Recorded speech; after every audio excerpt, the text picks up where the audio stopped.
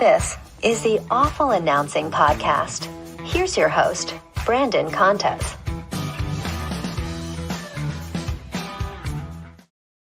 Alrighty, welcome to episode 92 of the Awful Announcing Podcast. I'm your host, Brandon Contes, and this week we are joined by an NFL Network insider, co-host of The Insiders on NFL Network. He is a repeat guest on this podcast now, which is really cool. He is Ian Rapoport. Ian, thanks so much for coming on the podcast today. Sure. I want to begin by noting we're recording this Monday morning. The podcast will drop Friday morning.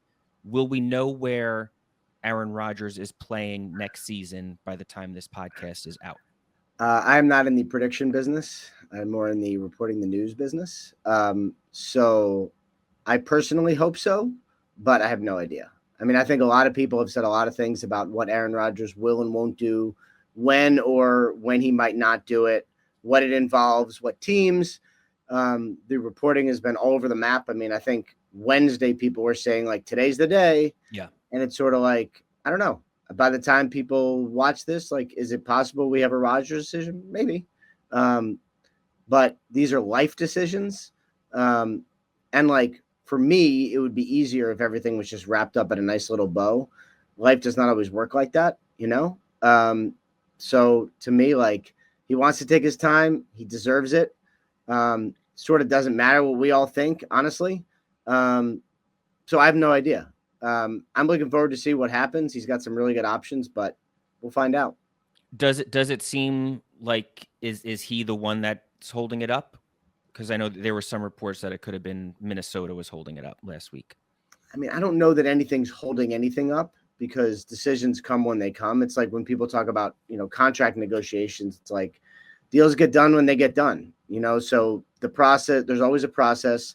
I mean, I think Minnesota is at least interested. Again, by the time people watch this, we may know where he goes, yeah.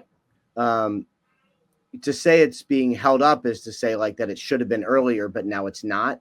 Like, for all we know, this could be when Aaron Rodgers wanted to drop it, or he might have said, you know what, I'm going to get through the first 3 weeks of free agency.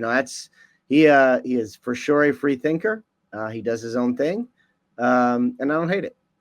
Yeah. So is it like you mentioned that it's obviously easier if it's just wrapped up in a bow and it gets put all done and over with. But is it also like, is it fun to have a story to chase and follow for days, maybe even weeks sometimes? Yeah. I mean, it's fun. Yeah. I mean, sort of. This is a weird one because, when it's like a trade, for instance, it's sort of like, is he going here? Is he going there? What's the comp? It's like those can be real like chases. Yeah. This is a little different because it's a slightly more stagnant. It's like we know the options. It's really just when he decides to pick one. But for me, like, I will talk about the big ticket items all the time. Yeah. Like if there's Cowboys drama, whatever it is, like when it was like, does Dak have a new contract? When's CD going to get paid? When's his holding going to be over? Like, I'll talk about those things all day long because people love that stuff. And so, like, Rodgers is the same. It's like whenever, producers are like, I know you're probably sick of tired, talk about Rodgers. I'm like, no, I'm not. Like, I don't mind these are the things that, like, keep us employed, honestly. Yeah. And I like talking about what the fans care about, whether they like Rodgers or don't, or in between or over the map. Like, I like it. You want to give them what they want. Sometimes you have to give them what they need, but you like to give them what they want. And a lot of people want to hear about Rodgers, so I'm game doing it. Have you reached out to Aaron directly? Is that something you're comfortable doing? That's not really my game. He and I have had interactions. He actually, believe it or not, did one of like the nicer things that a player has done for me in my career, honestly.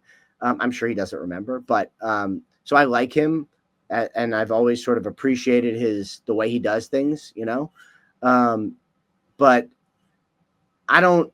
that's not really my world. Like if I know a player personally, then I might do it, but I'm not someone who like slides in the DMs of players. Like I don't love that move. Other people do it. I'm sure plenty of people do it. I don't love it. What was the nicer thing? So it was like 2012 or something like that. I think I just left the Boston Herald, got to NFL Network, and I was our Dallas correspondent at the time. And they sent me to Tahoe, that golf tournament, like the awesome charity golf tour, celebrity golf tournament. And I was me and a camera, and they were like, see what one-on-ones you can get. And I was like, at that point I was 32, didn't know anything, hardly knew anyone. And was like hanging around the putting green asking these players for like one-on-ones. And, it was Jerry Rice was like, no, I don't have time. And like, no idea who you're going to get. And I asked Rodgers, and he kind of looks at me, clearly having no idea who I am. I tell him who I am, who I work for. And he was like, I'll throw you a bone.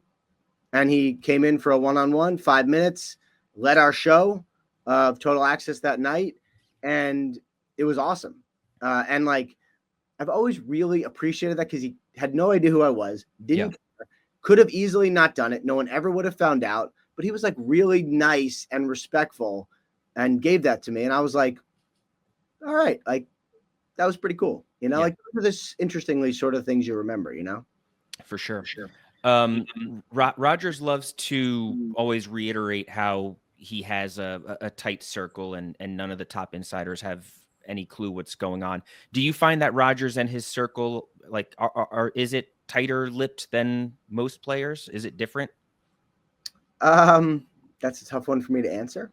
I would say it's really a challenge for anyone who talks to people and solicits opinions to have everything buttoned up right now. Like there's a difference between kind of hearing some news and reporting it and just hearing news and kind of filing it away. Yeah. And I'm always leery of like, if I report this news, is this going to out a source? Is that person going to get in trouble? Like I always say, like let's say it's like some sort of mid-level executive or something, or a coordinator or position coach, and they tell me something. And I'm always like, hang on, like, does the person in charge, like, were there other people that could be privy to this news, or am I going to get you fired? And I will never do the I'm going to get you fired thing. So I'm always nervous about, like, if someone thinks they have a tight inner circle, like reporting something that's going to out someone. But again, like when you discuss your world with people and solicit opinions, it's never quite as tight as you think. But when you're like in my shoes, you always want to be respectful of that and like not violate it. You know what I mean? Yeah. How often do you get a tip that doesn't come from a team agent or player, and it comes from just a totally unexpected person or source? Not a lot, but not zero. And one of the things, like when I first started, you'd get a tip from someone who doesn't work in the industry or claims something, sort of like, okay, whatever.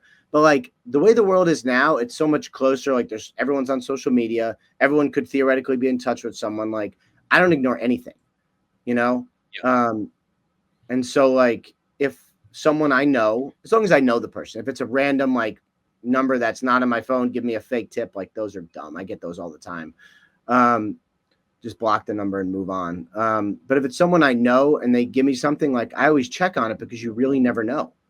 Right. Like I had someone tell me like, God, it must've been like 8 or 9 years ago right now. Like I'm at a wedding and a player is there and he's about to sign a huge contract. And instead of being like, okay, I was like, that's weird, but let me check. And it was true. And I ended up breaking it. Like you just, news can come from anywhere. And this is sort of why, like, like if you, like anyone could theoretically be a source. You always got to treat people with respect anyway, but sort of treat every little bit of news with respect too, because you never know where it could come from or what it could be. Yeah. Speaking of getting tips, did you hear from Mike Mularkey after it came out that he had lied to you a couple of years ago, and then you had responded and kind of just, he almost told it as like, oh, this is like a funny story. And then you were just kind of like, no, not actually a funny story. Did you hear from him after that? I didn't. No. I thought I might, because like really, like he's a pretty good guy and had always been, to my knowledge, a pretty good guy. I was surprised and pretty disappointed in that.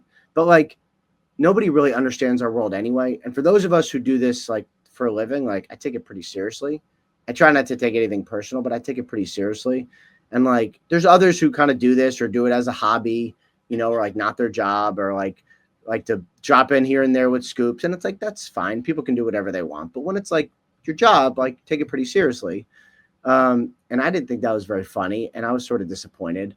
And I'm sure, look, Mike Mularkey made a lot of money and probably doesn't care about me, which is cool. Like, it doesn't matter. I just sort of thought he might be like, ooh, at the time I was trying to get back at the organization, but it made you look really bad. So sorry. But no, I didn't get anything from that. Which, yeah. And I think just hearing your perspective on it may have made him almost realize what he did, as opposed to, you know, not when he was initially thinking it was a funny story and then realizing that how it impacted you. Yeah. So I mean, I was more disappointed at the radio host thinking it was funny too. Like they're in our world and they sort of, but whatever.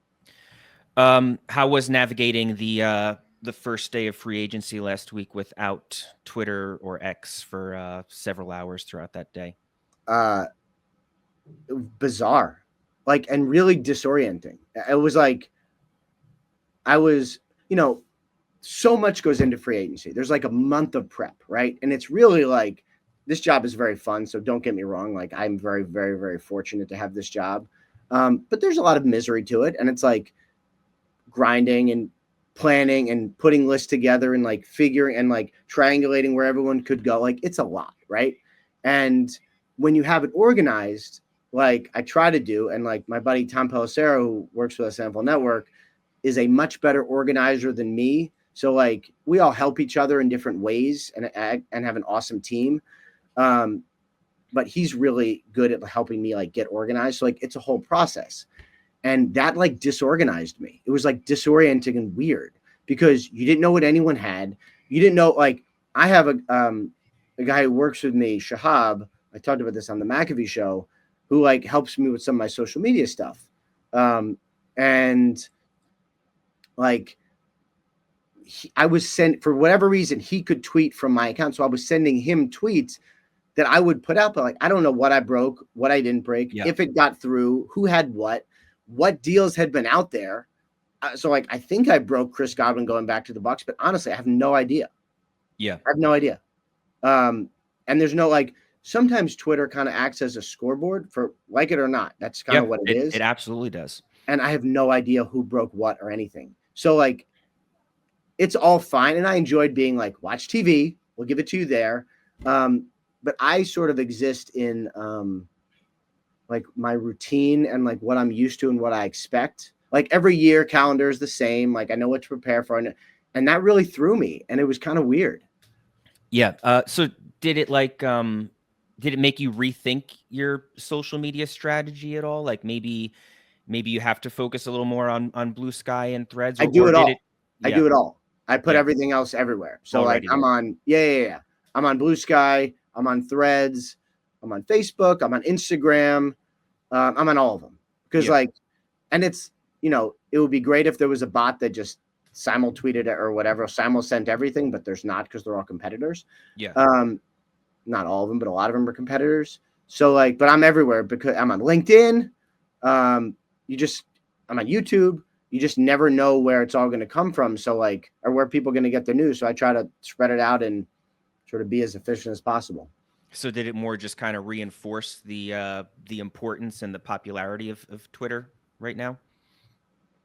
Yeah. I mean, it's, you know, people will say like, oh, you know, you got to get off Twitter. And I'm sort of like, maybe one day. Yeah. You know, you can't converse on Twitter anymore. People will send me stuff. They'll be like, hey, I was like, you know, ad messaging you. I'm like, I can't see it. I used to look at my verified mentions.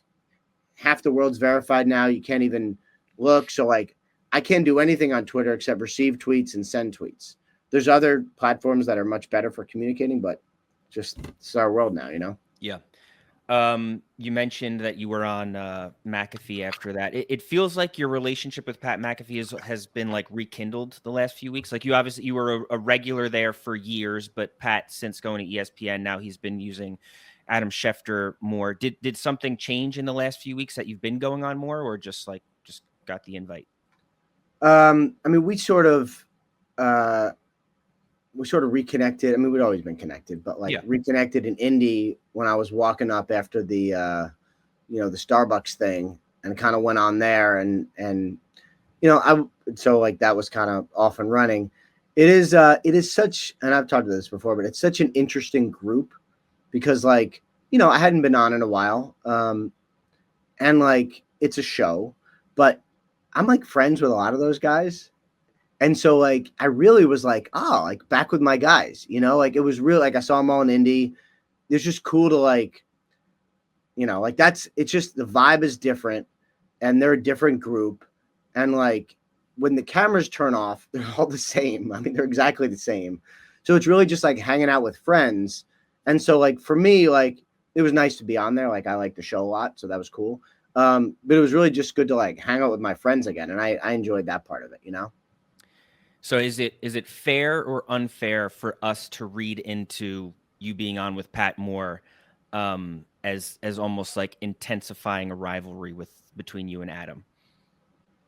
Oh, I don't think it has anything to do. I mean, like Adam and I always, we work for different outlets and compete for news, but like, yeah.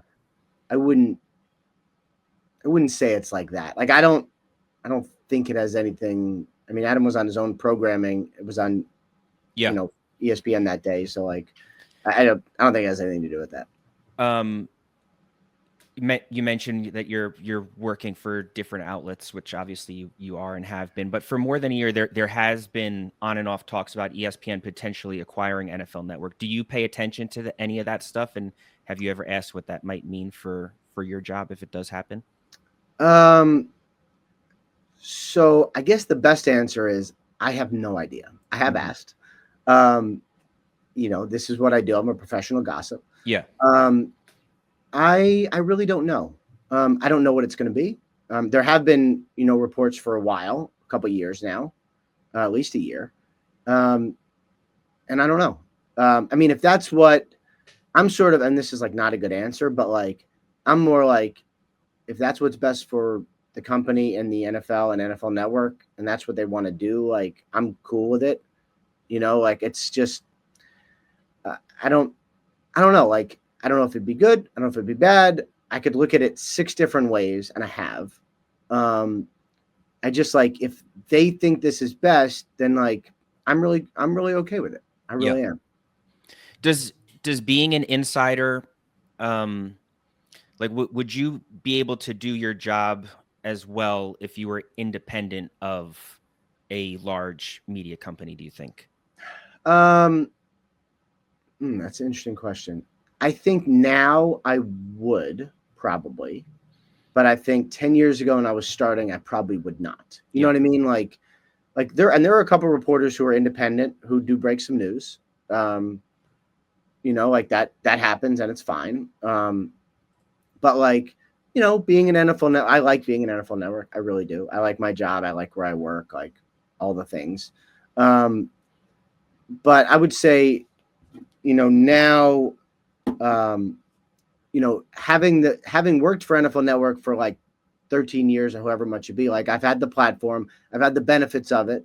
When I call someone, they know, like I don't exist in a vacuum, right? Like when I call someone, especially at the beginning, it's like they know it's Ian Rapoport from NFL Network. That helps, right? It's like for an agent, if you're like, well, I work for this big agency, but I'd be signing these players anyway. It's like, well, hang on, because the umbrella matters, right? It all matters. And so like for you, like if you reached out to me on an independent podcast, like I would be like, hey, I respect you, but I probably don't have time for this today. Reach out from a website that we all read. It's like, I probably do have time. It's just, that's what it's like. So I think now if I was independent, I probably could be okay, but I don't know that I could start out unless I had just sort of a different set of circumstances, Yeah. So the whole Starbucks thing with Jordan, from our vantage point, like it was a funny story. Like nobody got hurt. No one did anything illegal or offensive. Like it was a story that we were legitimately able to have fun with. You were actually involved in the story. So I can ask you if that's a fair perspective to have, or are you like, no, there was nothing really funny about it? I mean, it was all ridiculous. Yeah. Yes. So like, again, like I'm not blind to the world. Like now I would say looking back, like it's a little amusing. Like I was part of it, I guess. I mean, I was really honestly just standing there. Yeah. But I was part of it, I guess. But like, it was sort of like amusing, and people got a real kick out of it. I mean, doing something like that in front of 50 reporters, like I've never seen news travel faster. I mean, it was ridiculous. Freaking Florio had the whole thing, including what he said to me 2 hours later. Like, ridiculous. Now, as a professional gossip, I respect it. But it was all like amusing, and but then it's sort of like, all right, like do that, get back to work. The crazy thing for me is like, I didn't do anything. I literally just stood there while somebody screamed in my face. That has not happened very often. Like, we all do this, we all work very hard, but like, no one has ever taken it personal like that. And like, people are like, like, did you just get into a fight with a Fox freelancer? And I'm like, I didn't get into a fight with anyone. I stood there while someone screamed in my face, saying things that I've never said or even heard of, like Uber stock. Like, I didn't know people gave that to players. I have no idea. It was weird. I don't know. I mean, I had nothing to do with it. I just literally stood there while someone yelled at me and then turned around and left. It did get a lot of publicity, though. Yeah. It did get a lot of publicity. So, but then it's sort of like, all right, like, go back to work, It wasn't a friendly confrontation at all. Like, he came up pretty hot. Yeah. I mean, I don't hardly know him, we've interacted a little bit. He DM'd me a ton when he was, I guess, sort of just getting started or whatever. But we haven't had a lot of interaction. Yeah, I mean, I would definitely not say it was friendly. I've just never, like, we all compete very hard, but like the thought of someone like real, like Schefter yelling, I can't even imagine. It's like, we all sort of do this. It's our living for those of us who do it for a living. Like, it's our job. Like, we work hard, but it's like not personal. And I think that was a strange thing to me. So he did mention the Uber stock. That was a legitimate thing. Was it more about when he was yelling at you, was it more about the Uber stock, or was it more about the Stafford Brady report, or both? I mean, honestly, like, what Florio wrote was true. Like, it was just, he accurate. Said something about him giving Uber and Starbucks stock to players or something like that, which I was like, I have no idea what you're talking about. It was all like pretty fast. Yeah. But literally, I stood there. I was like, what? Like, and then I was like, could you, because he was like right in I was like, could you back up, please? And then screamed some more, like said what the threats that Florio wrote. And then I left. I was like, all right. So, I mean, it wasn't much to it except for that, Yeah. Are you comfortable when you become part of the story? Like, whether it's Aaron Rodgers calling you out, or Chad Dukes, I remember that thing when he went on the absolute tirade on his radio show, and then obviously Jordan Schultz now confronting you at a Starbucks. Like, do you mind being part of the story instead of just reporting the story? I don't care. I really don't. I am like not naive to our world. So like, it used to be when I was like, writing for newspapers, it'd be like, number one rule is don't be part of the story. And I'm like, right. All right. But then like, my favorite writer was Gary Smith from Sports Illustrated. And he was always part of the story. He was literally like inside the story. And I'm like, all right. So like, and then the world has changed a little bit. It's like, we're all over social media. We're all on national TV. And so it's like, people know who we are. You get recognized a lot. Like, I know we're going to be in the middle of it. And like, if you report enough, like, there's times when I'll report something, or whoever reports something, and a player or a team or a general manager or coach or whoever will take a shot at us, take issue with our reporting. And I've never gotten mad at that. Or like Florio, let's say, does the same thing. Never got mad at it. Because if we're going to report stuff like this, and we're going to be very public with what we report, they should be allowed to say what they want about it. Like, it's just part of it. Right? So like, I've never minded or cared being like part of the story. Like, we're part of a lot of things. Like, we're out there. We're all out there. Right. So like, the Chad Dukes thing was ridiculous. And the best thing was my buddy Mike Garafolo was like, you know what you need to do? It's like, you need to call up the next day and apologize. And I'm like, stop. He's like, you hung up on him. And I'm like, yeah. I'm like, but I had her. He's like, but you hung up on him. I'm like, yeah. He's like, you need to apologize. I'm like, you know what? It is actually my fault. Like, I'm literally the one who did it. So I called him up the next day to start his show, delivered a sincere apology, which I meant because I really was the idiot who hung up on. Now I had a good reason to, Yeah. but he doesn't care. He's trying to do his job just like I'm trying to do my job. So I ruined his whole show because I like apologized and meant it. And he was like, all right, like that was really nice. All right. But so like an apology can go a long way, but I've never like, people are interested in what we do. Like someone asked, a reporter that I like actually asked last year to do a story on me and my wife for the New York Post. It was Glass-Steagall actually. And 5 years ago, I'd be like, who would want to read that? But now I'm like, if you want to write it, like totally fine, because we're part of this world and I embrace it and it's fine. Yeah. And that Chad Dukes rant even made it onto Howard Stern as well. That whole thing. Howard was talking about the entire incident one day. Fantastic. So the is the insider profession a tough circle to crack? Like, do you welcome any new reporters trying to be an insider and break stories? I mean, I would like to break all the stories, so no. My ideal world is I just have all of them. So like, better for me if there's fewer people. But like, I understand people want to be in it. I will say like, for me, like this is how I earn a living. So I take it very seriously and I work very hard. And I didn't, probably 13 years ago, didn't foresee it being like this. Like before this, I was like outside my son's science fair, which I had to leave early to break the Derek Stingley contract extension. Did not foresee standing on the street tweeting news about Derek Stingley while my son waits for me to come back to a science fair. Is like part of what I was doing, but like, this is my job. And so it's part of it. And I embrace all of it. Like why other people who don't need to do this would want to do it. Like, I'm not sure. It is not a life for everyone. But like, I get it. Like there's certain things associated with breaking a story that people like. Yeah. So then like being that you have that level of commitment to it, is it frustrating then when like last summer there was the Pretty Ricky 213 who was popping up on Twitter and breaking some NFL stories? So like you have somebody that kind of comes in and out and occasionally breaks a story versus somebody who is totally dedicated to it. I mean, first of all, I don't mind. Like I have, and I'm sure you're like going to like be whatever, but like, I literally don't mind. Like it does not, I've done this for a long time. That stuff does not affect me. Like people can do whatever they want. There's a lot of stories for everyone. There really are. Like there are so many stories, endless stories. It's like, and this can actually help me live in this world better and be more comfortable in this world, is like, you're going to get beat. It is going to happen. You're going to get beat on something you thought you had, or you wanted really bad, or you worked hard on, or it's an agent that you're close with and someone else has. It's going to be vice versa. Plenty.